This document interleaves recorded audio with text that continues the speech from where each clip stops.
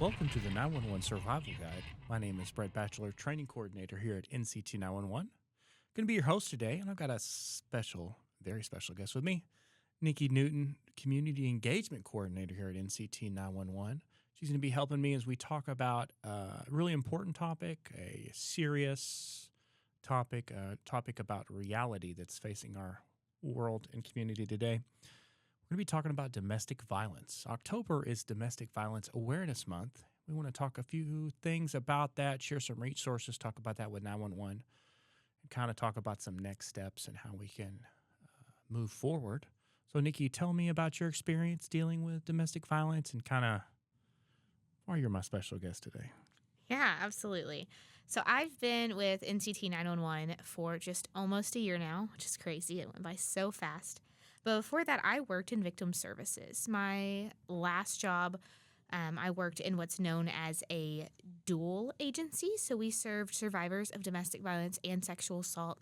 And oftentimes those overcross. Survivors are kind of one and the same. They often face both types of abuse.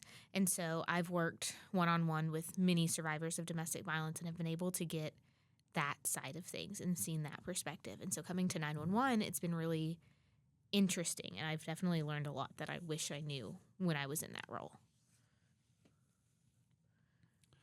Yeah, I think all of your experience prior has made you obviously very successful here, but your experience has been really helpful. It feels like you've been in public safety for a long time. You've got a very dispatcher's mindset, which I hope you take as a compliment. But we were talking about some different things. You were telling me about just a really jarring statistic. Can you, I can't remember what the number was, but if you can share that statistic again per minute, what was it? Yeah, absolutely. So it's estimated that about 24 people per minute are a victim of domestic violence, whether that be physical violence, sexual violence, stalking, something in that realm. 24 people per minute, which is staggering. People think that, sure, domestic violence is a thing. I know it exists, but it doesn't exist here. It doesn't exist in my neighborhood, in my community, in my church, in my whatever. But clearly it does. When it's happening to that many people, it's everywhere. But it's a crime that happens behind doors. It's not something that generally you're going to know is happening. Yeah, I think that's a pretty jarring statistic, and you said it, and I want us all just to kind of ruminate on that for a minute. 24 people per minute. So we're talking in 4 minutes, nearly 100. In 5 minutes, 120 people. So that is a shocking number. And I think that, to your point, is the thing. We like to believe, I live in a safe community and I'm in a safe area and these things don't happen here. But the reality is they do. We just don't know about it. And that's why this month, Domestic Violence Awareness, is so important to kind of shed light on something that's a huge, widespread problem. Talk about how we can be helpful resources to those victims and talk about how 911 plays an integral role in that.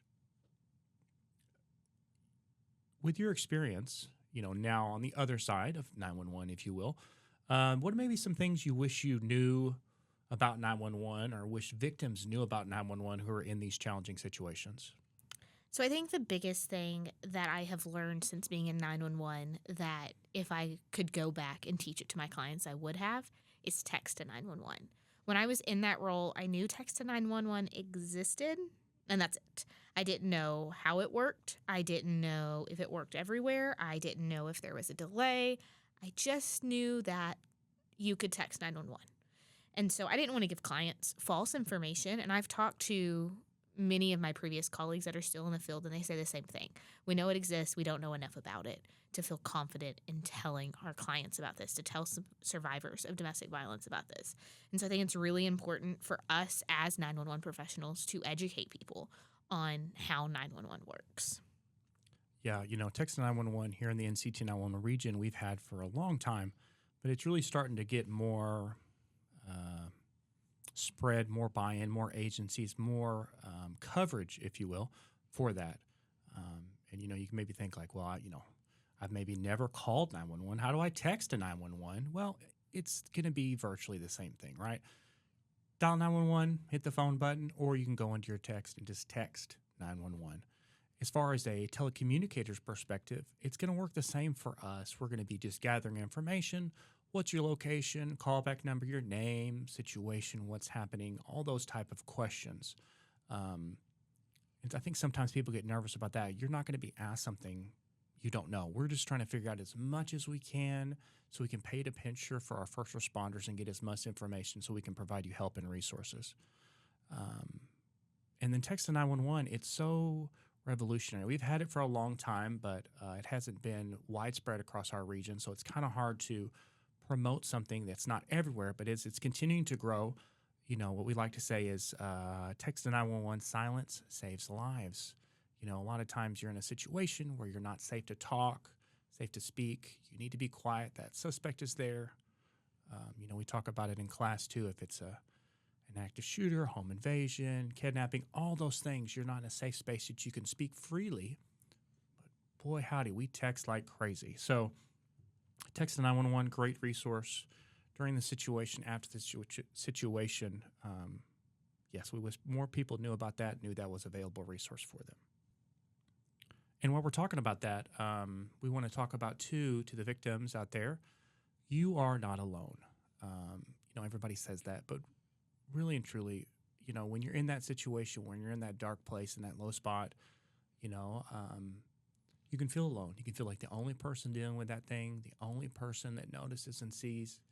And I'm sorry for that. We as a society are very self-centered. We're very working on what only we're doing. We're on our phones. We're not paying attention. But we here at 911 and NCT 911, you know, we want you to know that you're not alone. 911 is ready to answer the call, no matter the situation, whether you're in the height of that situation, that domestic violent altercation that's occurring, or if you just are trying to get some information or resources. We are here. You know, we want to be thought of as more than just a number. So, you know, 911, more than just a number. You know, we're there to provide emergency, urgent, right now help to help get out of that terrible situation, but also a lot of resources. You know, there are other national resources, and I think the benefit of, you know, society now is there's so many places to get resources, whether it's online or telephone numbers or on your phone. There's so many different places. You know, there's the domestic violence hotline. There's all kinds of information online, and those are great resources. However, we want you to know that 911 is here to send units to respond, to give you resources, to give you numbers, to help you any way we can when you're in that situation. Nikki, I've been hogging it here a little bit. I got to get you back in here. I'm sorry. You know, we're going to talk about domestic violence. Tell me about maybe some of the myths and some of the facts surrounding domestic violence. Absolutely. I think because I talked about earlier, domestic violence is a thing that happens behind closed doors. So it is a topic that is filled with myths. One of the biggest ones that you hear all the time is, you know, it's easy to leave. She should just get up and walk out the door and never look back. And that sounds great in theory. In practice, unfortunately, that's just not how it works. It's not that easy. In fact, we know that when someone is leaving an abusive relationship, that is the most dangerous time. They are more likely to be murdered during that time when they are trying to leave than when they're staying in the abusive relationship. And then on top of all that, you have to think about it. With domestic violence, it's all about power and control. This has been a long process that's built up to it. So most of these survivors have been isolated. They don't have a lot of support they can turn to. A lot of them don't have access to their own money. Even if they do have a job, the abuser has used their power and control to limit or completely cut off their access to their money. And so now we're having to focus on basic needs if we were to leave this relationship. Where am I going to get food? Where am I going to sleep tonight? And if there's children involved, what's that going to look like? Where are they going to sleep tonight? Where are they going to get food? How am I going to get them to school? Is the state going to get involved? Because now I don't have anywhere to live. And so it's not as simple as just walking out. There are so many dynamics at play that survivors have to take into account. We also have to remember that when you're in this situation, you're not using that prefrontal cortex or the thinking part of your brain, the part that makes logical decisions. You are fully working out of trauma. And trauma says, how do I survive? And maybe not just solely in the alive or dead situation, but how do I meet my basic needs? And sometimes meeting those basic needs right then in that moment means staying in that relationship. That's why it's so important that we do show the support for survivors, both as family and friends, but also as 911 telecommunicators. It's important to always show support every single time. Yeah, I think it is important to remember those things. And something that kind of it makes me mad when people say, and I've been one of the people to say it. It's the, oh well, if they did that to me, I would just leave, or I would never let them do that to me. In that moment, I think people say that out of a place of frustration and don't realize how belittling it is to those people in those situations. It's very, very easy to say what you would do Monday morning quarterbacking, right? But people are not being assaulted on the street and then staying with a person who robbed them at gunpoint. That's not this situation. This is someone that they at some point had feelings and love and were attracted to and have a family and a life and children and love this person. This is their person. And at some point, things were good. And things are not always bad. And those offenders and abusers, get them in situations or remind them of those good times. So please, when you're doing those things, don't say those things like, oh man, I would never. Listen, you don't know.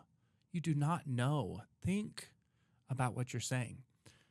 As part of our academy we teach, our month-long academy for our new hires here at NCT 911, we've got a class instructor that comes in for SAFIC, sexual assault, family violence, victim advocacy type class, and there's different things. They talk about how you're isolated and kind of that victim perspective so we can get that real empathy for those victims. It's crazy how many people in that room would say, oh, that's never happened to me. That's not happening. I would never. In that room realize, oh my goodness, I know that's happening to my friend. Or you know what? I think that happened to me. We're not in those places. We're not always looking for that situation. That's why I have to be very aware and observant.